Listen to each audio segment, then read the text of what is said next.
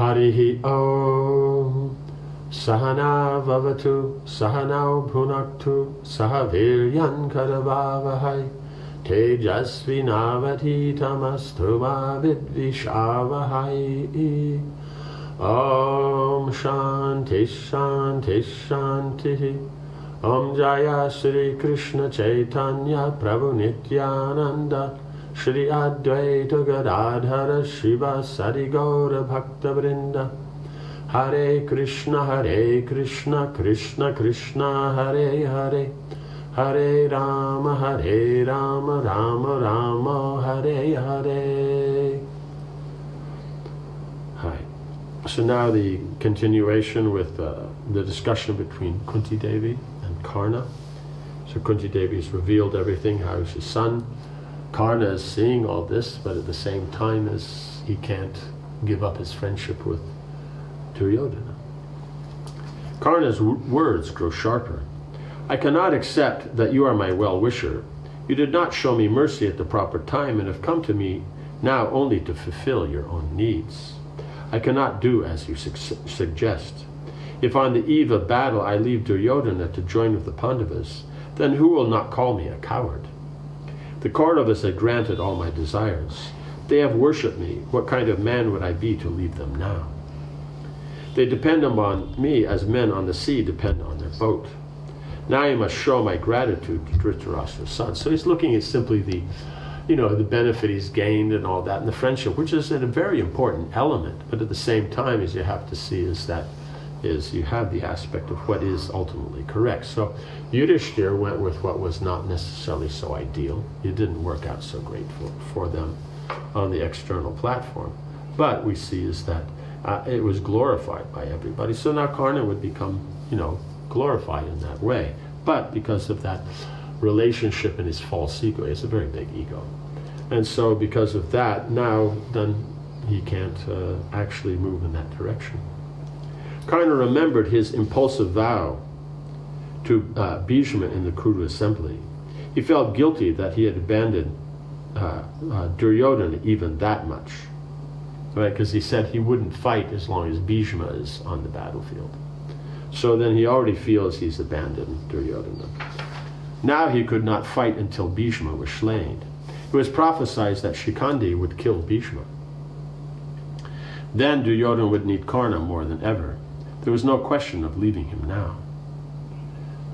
I cannot prove untrue to my lord now. I will not abandon him. Yet your appeal will not go in vain.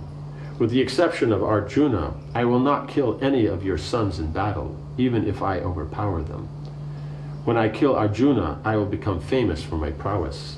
Even if he kills me, I will still earn world renown. Thus you will always have 5 sons. O princess, either Arjuna or I will survive, but not both. With tears streaming down her face, Kunti stepped forward towards him and held out her arms. Despite himself, Karna felt his powerful arms reach out to envelop Kunti as if of their own accord. As mother and son stood embracing for the first time in their lives, Kunti sorrowfully said, O child, destiny is most powerful. What you say will surely happen. The Kurus will be destroyed, and I will lose either you or Arjuna, if not more of my sons. When it is time to hurl weapons, do not forget your promise. May you be blessed, and may all be well with you. I am leaving. Kunti stood back and looked at her firstborn son one last time. Then she hurried back towards the city.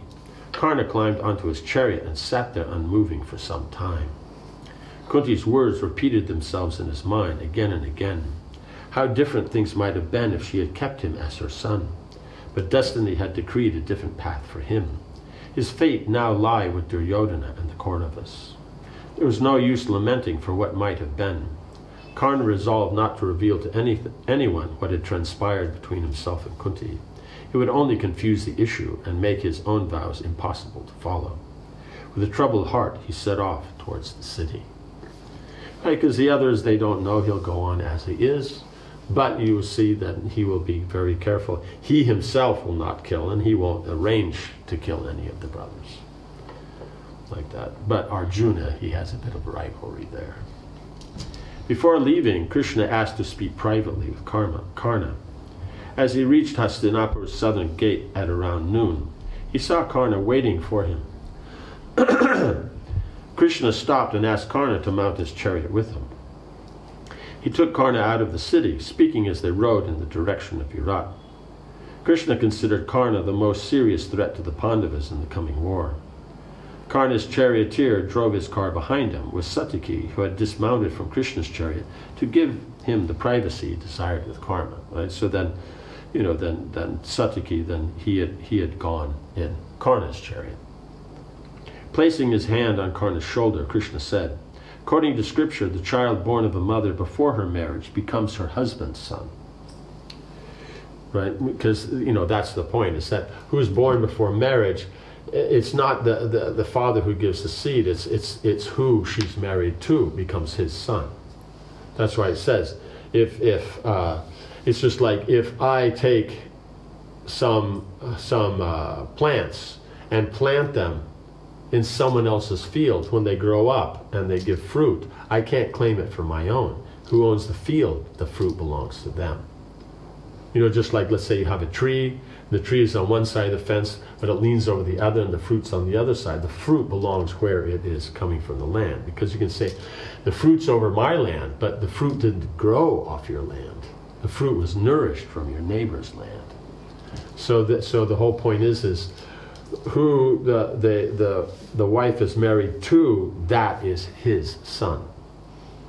So nowadays there's so much fight over this and that and so many things like that. But no, it's who's married to the woman, that's then they become their son, because they'll always be connected with her, but then the father is who she's connected with.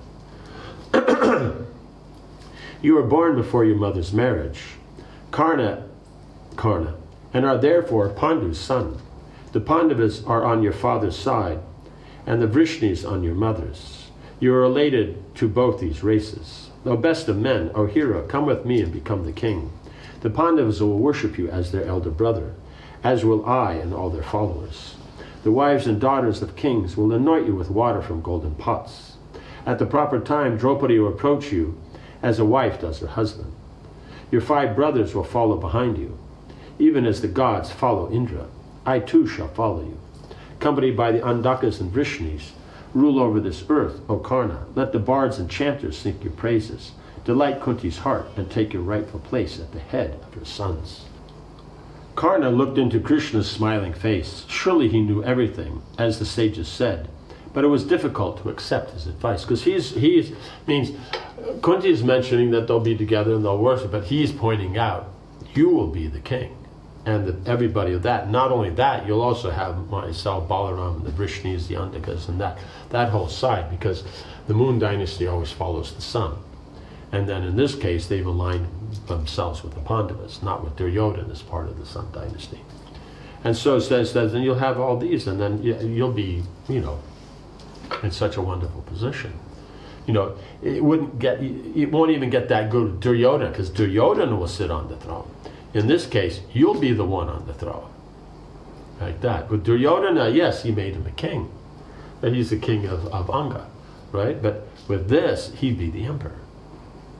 Like that. With so many, in other words, whoever is supporting the Pandavas will be supporting him. Karna shook his head. Undoubtedly your words are meant for my good, O Keshava. I now know that I am Pandu's son. Kunti has told me everything. But she abandoned me, and Adirata and his wife raised me. They have loved me as parents and have always seen me as their son. So too I have seen them as my parents. They performed all the necessary rituals in my life. After adopting me, they later had more children, to whom I have become an elder brother. They even selected my wives, and I have conceived sons and daughters with those wives. I cannot break those relationships even to gain both heaven and earth, nor, O Madhava, shall I break them out of fear. Right? Because he says he's not afraid in this battle, like that. Karna felt righteous. Following Krishna's advice would mean transgressing proper behavior. He gazed ahead at the rolling countryside as he continued. For 13 years I've enjoyed sovereignty only due to Duryodhana's favor. I owe him a lot. Depending on me, he has formed an enmity with the Pandavas. I have been chosen to face Arjuna in combat. If I back down now, then I will become infamous. O Keshava, I cannot let myself be labeled as a coward, nor can I prove myself disloyal to Duryodhana. If I were given the world to rule, I would immediately give it to Duryodhana. How could I live with the Pandavas after all he has done for me? Karna reflected on his feelings towards the Pandavas.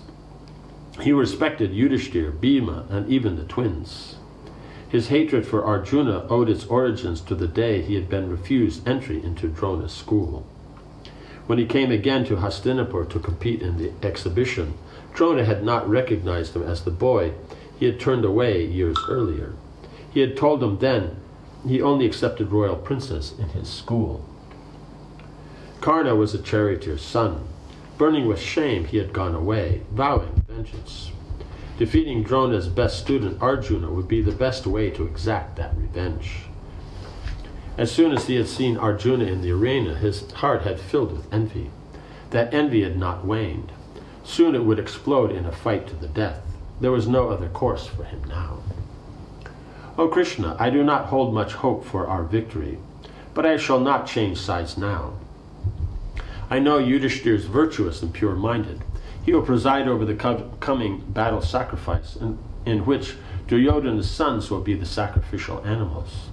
The Pandavas are pious men and deserve to rule the earth. The harsh words I spoke to them and their wife previously were only for Duryodhana's pleasure. Remembering them now, I am filled with remorse. Right? So he knows what's right and wrong, but he has this, because of the way he's been treated, his pride is that, and so then he's feeling. So Duryodhana has no remorse for the words spoken, but Karna does, because he knows what's proper. Still, I will fight Arjuna, O Keshava. That is my duty as a moral man and a Kshatriya. It is likely that I will die. I do not see the Kauravas winning. This dispute will end when Arjuna kills me and Bhima kills Duryodhana. This battle will be so great that it will be remembered as long as the mountains stand. It cannot be stopped. Krishna laughed. Do you not then desire to rule the earth, O hero? Will you not peacefully accept the kingdom in the way I've indicated? Right? So peaceful means if he accepts like this, there's a good chance, like you're saying, there'll be no war, there'll be no battle. It'll just be peacefully there, all these persons will be maintained. So he's still talking about this enmity and that. So he's talking about a smaller picture. And so, yes, he's quoting different things and mentioning things that Shastra supports. But those have to be seen in context of bigger rules, like that. Without doubt, the Pandavas' victory will soon follow. When you see the 5 brothers coming out for battle, know that the terrible Kali age is approaching. Many men will be destroyed. Go back to Hastinapur and tell Drona and Kripa to make ready. It will be the full moon in 7 days. Let the battle begin on that day. The kings under Duryodhana's leadership will soon meet an excellent death at the edge of weapons. Maybe because the Kshatriya is dying in battle and is the appropriate way, and they go to the heavenly planets that way. Karna could not understand Krishna's purpose. Why was he asking him to defect now? He knew that ultimately it would make little difference to the outcome of the battle. Destiny had, it seemed, already determined everything. So then from here, Krishna's pointing out with this, there'll be the battle, but he'll come out with the Pandavas, and then he'll be the king. But in this other way is that Duryodhana will die, he'll die, none of them will be the king. All that would have been technically for naught, because he's saying, no, we have to do, be the right thing. But that means all of Duryodhana's efforts, all his efforts, all the friendship, everything ended in nothing. Because neither of them the king. No one ends up as that. It will be the Pandavas. The difference will be is that will he be king, Karna, or Yudhishthira? It's just who will be the older brother. Right? If Karna goes, then he'll be the elder brother. But if he goes into battle with Duryodhana, he'll be killed, and then Yudhishthira will be the elder brother. Karna looked at Krishna, who sat with his long black hair flowing in the wind. Why do you confound me, O Keshava? Why would you lead me to folly? You know everything. The destruction of the world is at hand, with Duryodhana, Shakuni, Dushasana, and myself as its root cause. It will be as you say, and no other way. O Krishna, we have already seen the omens that portend Duryodhana's defeat. I even saw the Pandavas in a dream coming out of the fight successful. I saw Yudhishthira clad in white silks, swallowing the earth. He and his brothers ascended a palace of 1,000 pillars. You were also there, O Madhava, by Arjuna's side. On the other hand, the Kauravas and all their followers, wearing blood-colored robes, were going south towards Yamaraj's abode. I and countless other warriors will soon enter the Gandiva fire. I know that. I know it for certain. Krishna looked sadly towards Karna. This shall surely come to pass, Karna, since you do not seem prepared to accept my advice. When destruction is at hand, my dear friend, wrong appears as right and remains in the heart. What more can I say? So that's the thing, is when destruction is there, what's right is wrong, like this. There's a saying that when it's time for the jackal to die, it starts running towards the village. Like, if it stays out in the forest, it's safe, but it runs into the village. As soon as it goes in the village, the villagers will kill it. But the point is, it's time to die. So why would it do that? No, it's because it's time to die. Karna bowed his head slightly. If I somehow survive the battle, I will see you again, O Krishna. Otherwise, we will meet in heaven. It now seems to me that I will see you only there, O sinless one. Krishna had Daruka pull up his chariot. He embraced Karna, who then jumped down and mounted his own chariot. Krishna, joined again by Satyaki, urged on his charioteer and sped away. Karna headed sorrowfully back towards Hastinapur. Soon he would have to wage war against his own brothers and against Krishna, who was clearly his well-wisher, even if his vice was hard to follow. Thinking still of Kunti's words and his conversation with Krishna, Karna's mind felt heavy.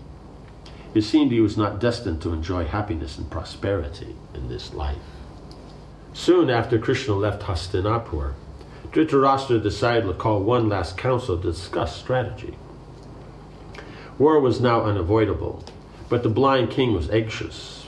Having seen Krishna's universal form, he was filled with apprehension. Surely no human could contend with such power. Perhaps there was still a possibility to make a last-minute agreement. The king looked at his counselors. I mean, technically, it should be he turned towards his counselors, but... O learned men, we have all heard Krishna's speech, and we have seen his superhuman power. The Lord of all the worlds will now ride into battle with the Pandavas, whom we have made our enemies. My son has insulted them. Now he has left us in anger. Surely we now face the greatest danger. Tell me what can be done to avert disaster. Bhishma shook his head. Right? How many times has he asked this question? How many times have they answered? And how many times has nothing changed? Bhishma shook his head. Our fate is sealed, O king. We have abused Keshava, who is worthy of even the gods' worship. There is no more fortune for us. We will have to take up arms in a contest that will divest the earth of innumerable heroes. What need is there for further discussion? It only remains for us to make arrangements for the war. So his point is, why we discuss this? We just should talk about how we're going to war, how make this war, and like that. And so then, that's the point, So we'll see then what is the discussion in that. Drona, it said in here, Drona and Kripa agreed with Bhishma, and Duryodhana smiled, right? So now we'll see what the plan is. Om Hare Krishna, Krishna Krishna, Hare Hare, Hare Rama, Rama Rama, Hare Hare. Jai. Srila Prabhupada ki jai.